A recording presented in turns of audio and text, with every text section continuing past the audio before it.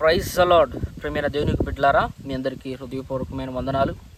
ఈరోజు పరిశుద్ధ గ్రంథంలో నుంచి దేవుని వాక్య ధ్యానం చేసుకోవడానికంటే ముందు చిన్న ప్రార్థన చేసుకుని వాక్యాన్ని ధ్యానించుకుందాం. పరిశుద్ధుడ పరమ తండ్రి, నీకు స్తోత్రం. గొప్ప దేవ, అద్భుతమైన కార్యాలు జరిగించువాడ, నీకు స్తోత్రాలయ్యా. ఈరోజు వాక్యం ధ్యానించుకొనబోచుండగా మీరు మా మధ్యలో ఉండి మీరుండి మీ ఘనమైన శ్రేష్టమైనటువంటి నామానికి మాత్రమే మహిమ, ఘనత, ప్రభావములు చెల్లించుకొనమని యేసు నామములో ప్రార్థిస్తున్నాను తండ్రి, ఆమెన్. ప్రేమైనటువంటి దేవునికి బిడ్డలారా, పరిశుద్ధ గ్రంథంలో నుంచి దేవుని వాక్యాన్ని మనం చూద్దాం. చూడండి, మత్తయి సువార్త 7వ అధ్యాయము 13వ వచనం. ఇరుకు ద్వారమున ప్రవేశించుడి, నాశనమునకు పోవు ద్వారము వెడల్పును, ఆ దారి విశాలమునయున్నది, దాని ద్వారా ప్రవేశించువారు అనేకులు. జీవమునకు పోవు ద్వారము ఇరుకును, ఆ దారి సంకుచితమనై ఉన్నది, దాన్ని కనుగొనవారు కొందరే. ప్రేమైన దేవునికి బిడ్డలారా, ఇక్కడ మనం చూసినట్లయితే 2 ద్వారాలు మనకు కనబడుతున్నాయి. నెంబర్ 1 ఏంటంటే ఇరుకు ద్వారము, నెంబర్ 2 ఏంటంటే విశాలమైనటువంటి ద్వారం.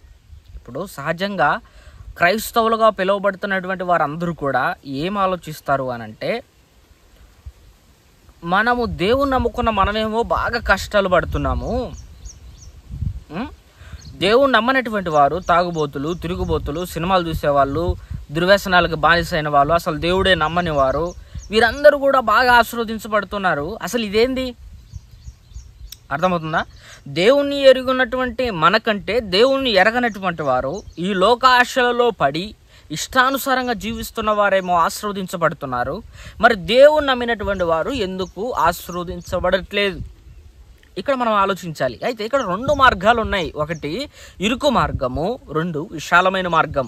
ఇక్కడ ఇరుకు మార్గంలో ఎవరైతే ప్రవేశిస్తారో, ఇరుకు మార్గములో ఎవరైతే ప్రవేశించి ఆ ఇరుకు మార్గం ద్వారా ఎవరైతే పయనం చేస్తారో వారికి పరలోక రాజ్యంలో చేర్చబడతారు. విశాలమైన మార్గములో ఎవరైతే వెళ్తారో వారు పరలోక రాజ్యము చేర్చబడరు. అందుకనే దేవుని వాక్యం ఏమని సెలవిస్తుందంటే, చూడండి, లూకాసు వార్త 13వ అధ్యాయము 24వ వచనంలో మనం చూసినట్లయితే, ఆయన వారిని చూచి ఇరుకు ద్వారమున ప్రవేశింప పోరాడుడి, అనేకులు ప్రవేశింప చూతురు గాని వారి వలన కాదని మీతో చెప్పుచున్నాను. దేవుని వాక్యం ఏమని సెలవిస్తుందంటే, ఇరుకు ద్వారం అనేది ఉన్నది, కానీ ఆ ఇరుకు ద్వారంలో ప్రవేశించడానికి చాలామంది ప్రయత్నం చేస్తారు, కానీ ఎవరి తరం కానే కాదు. కారణం ఏంటంటే, దేవుణ్ణి ఎరుగునటువంటి వారికి చాలా శోధనలు వస్తాయి, చాలా ఇబ్బందులు వస్తాయి. ఆత్మీయ జీవితంలో పడిపోవడానికి, జారిపోవడానికి, కృంగిపోవడానికి చాలా ఆస్కారం ఉంది. ఎందుకనంటే, ఇప్పటి వరకు నువ్వు ఏ వాక్యము తెలియనటువంటి వారుగా నువ్వు ఉన్నావు. ఇప్పుడు సజీవమైన దేవుని వాక్యాన్ని తెలుసుకొని దేవునికి నువ్వు రోజు రోజుకి దగ్గరగా అవుతున్నావు అంటే నీకు శోధనలు అధికంగా ఉంటాయి, శోధనలు అధికంగా వస్తాయి కూడా. నీకు ఆ శోధనలు వచ్చినప్పుడు ఏమనిపిస్తుంది అంటే, నేను నమ్మినటువంటి దేవుడు నిజమైన దేవుడు అయితే నన్ను ఈ శోధనల నుంచి తప్పించట, నేను నమ్మిన దేవుడు నిజమైన దేవుడు అయితే నాకు ఎందుకు ఈ కష్టాలు వచ్చాయి, దేవుని నమ్ముకున్న నాకే ఇన్ని కష్టాలు వచ్చాయి, అసలు ఏ దేవుని నమ్ముకున్నటువంటి వారు తిరుగుబోతులు, తాగుబోతులు, రోడ్డు మీద తిరిగేటోళ్ళు వాళ్ళందరూ బాగానే ఉన్నారు కదా అని చాలామంది కృంగిపోతూ ఆత్మీయతలో పడిపోయి వాళ్ళలాగానే సినిమాలు, సీరియల్ చూసుకుంటూ ఆత్మీయతలో పడిపోవడానికి ఆస్కారం ఉంటుంది.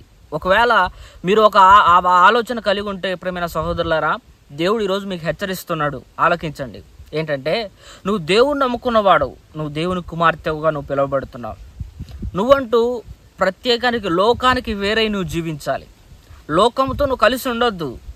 నువ్వు లోకానికి వేరే దేవునికి ఇష్టంగా నువ్వు నడుచుకున్నట్లయితే నీకు శోధనలు అధికంగా ఉంటాయి. నువ్వు ఇరుకు ద్వారానే వెళ్తున్నావు, నువ్వు ఇరుకు మార్గాన్ని ఎంచుకున్నావు, నువ్వు పరలోక రాజ్యం చేర్చబడాలని నీకు ఆశ ఉంటే ఈ భూలోకంలో జీవించినంత కాలం నువ్వు సమస్యలకు, శోధనలకు పడిపోకుండా నిలబడగలగాలి. ఇరుకు ద్వారాన్ని నువ్వు ప్రవేశించావు, దేవుడు ముందుగానే చెప్పాడు కదా.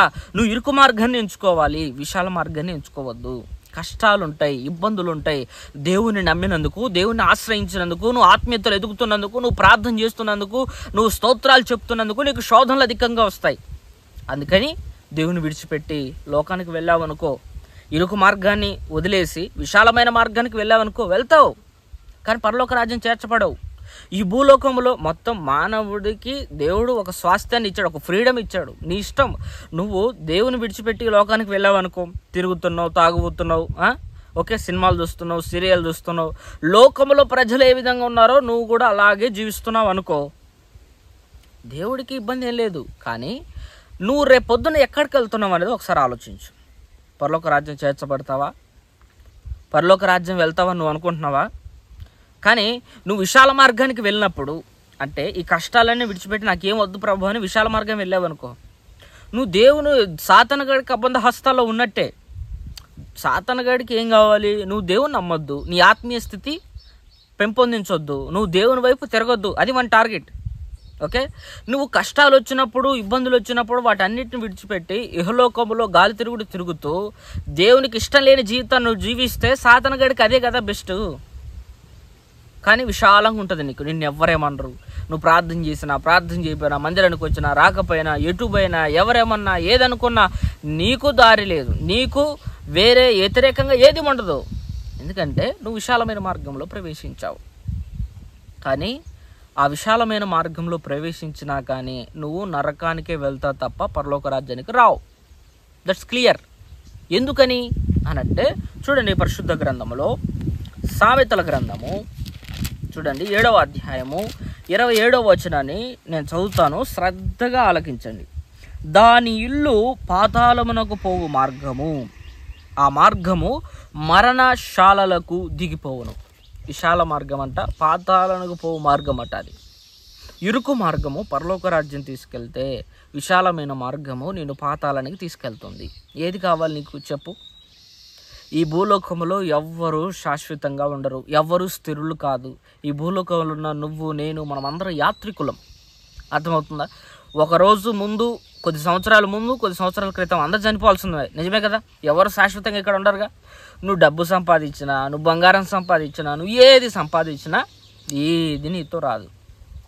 ఏది నువ్వు కట్టుకొని పోవు, ఏది కట్టుకొని నువ్వు తీసుకురాలేదు. కాబట్టి నువ్వు గుర్తించి దేవునిలో ఆత్మీయతలో ఇంకా నువ్వు బలంగా ఎదగాలంటే, ఆత్మీయ జీవితంలో నువ్వు ఇంకా బలపడాలంటే, ప్రియమైన సహోదరి సహోదరుడా, ఈరోజు దేవుడు నీతో హెచ్చరిస్తున్నటువంటి మాట, నువ్వు ధైర్యంగా ఉండు, దేవుని వైపు తిరుగు.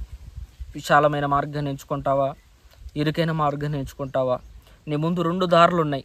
ఒకవేళ నువ్వు ఇరుకు మార్గాన్ని ఎంచుకున్నట్లయితే దేవుని ఎదుట ఈరోజు నువ్వు ఒప్పుకో, ప్రభువా చావైనా బ్రతికైనా నీ కోసమే నేను నిలబడతాను, చావైనా బ్రతికైనా నీ సేవ కోసం నేను నిలబడతాను, నీ కోసమే బ్రతుకుతానని దేవుని కోసం నిర్ణయించుకొని, ఒక ప్రతిష్ఠించుకొని, ఒక నిష్ట కలిగి ఇరుకు మార్గాన్ని ప్రవేశించు. ఇరుకు మార్గాన్ని ప్రవేశించినటువంటి నువ్వు ఆ మార్గం గుండా సుఖం ఉంటుంది, సంతోషం ఉంటుంది.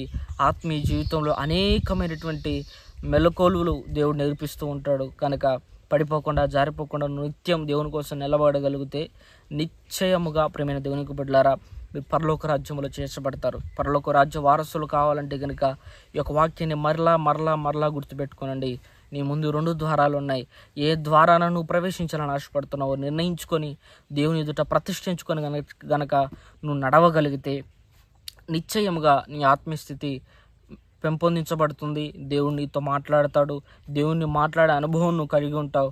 కనుక ప్రియమైన దేవునికి బిడ్డలారా, దేవుని కుమారులుగా, కుమార్తెలుగా పిలువబడుతున్నటువంటి నువ్వు, నేను బాప్తిసం తీసుకొని తండ్రి యొక్క కుమారునికి పరిశుద్ధాత్మ నామములో మనం బాప్తిసం తీసుకున్నాం. బాప్తిసం తీసుకున్నటువంటి నువ్వు, నేను దేవుని కోసం నిలబడదాం, దేవుని కోసం ప్రయాసపడదాం. దేవుడైతే మన కొరకు సిలువలో రక్తం చిందించి, సిలువలో ప్రాణం పెట్టి, వెల ఇచ్చి దేవుడు మనల్ని కొన్నాడు. కనుక ఈ సహజంగా మనం చూస్తూనే ఉంటాం కదా, దేవుడి కోసం మనం ఏం చేస్తున్నాం అనేది మీ అంతటా మీరు మీ హృదయం మీద మీరు చేసుకొని చెప్పండి. ప్రభా, నువ్వు నా కోసం అయితే మరణించావు, మరి నీ కోసం నేను ఏం చేస్తున్నానని నీ అంతటా నువ్వు ఒకసారి ఆలోచించు. దేవుడి కోసం నువ్వు ఏం చేస్తున్నావు, అప్పుడు పశ్చాత్తాపడతావు, అప్పుడే నీ కన్నీరు వస్తుంది. కనుక దేవుని ఎదుటికి వెళ్ళి దేవుని పాదాల చెంత చేరి ఇకనైనా ఈ రోజైనా మొరపెట్టు. నువ్వు ఈ వీడియో చూస్తున్నటువంటి నువ్వు ఎటువంటి సిచ్యువేషన్స్లో నువ్వు ఉన్నా, ఈరోజు దేవుడు నీతో ఒక మాట హెచ్చరిస్తున్నాడు. ఏంటంటే, నువ్వు ఒకసారి నీకంతటా నువ్వు పరీక్షించుకో. ఇరుకు మార్గంలో ఉన్నావా, విశాల మార్గంలో ఉన్నావా? ఒకవేళ నువ్వు విశాల మార్గంలో ఉంటే దాన్ని ఇప్పుడు తొలగించి ఇరుకు మార్గాన ప్రవేశించు. శోధనలు, సమస్యలు, ఇబ్బందులు వచ్చేటటువంటి మార్గాన ప్రవేశించు. ఎప్పుడైతే నువ్వు శోధనలు, ఇబ్బందులు, కొలిమిలో కాల్చబడతావో ఒక సువర్ణముగా దేవుడు నిన్ను మార్చడానికి ఆశపడుతున్నాడు. కనుక ప్రేమైన దేవునికి బిడ్డలారా, ఇటు వాక్యం అంతటి మన అందరి హృదయాల్లో దేవుడు నీరు కట్టి ఫలింప చేయునుగాక. Praise the lord.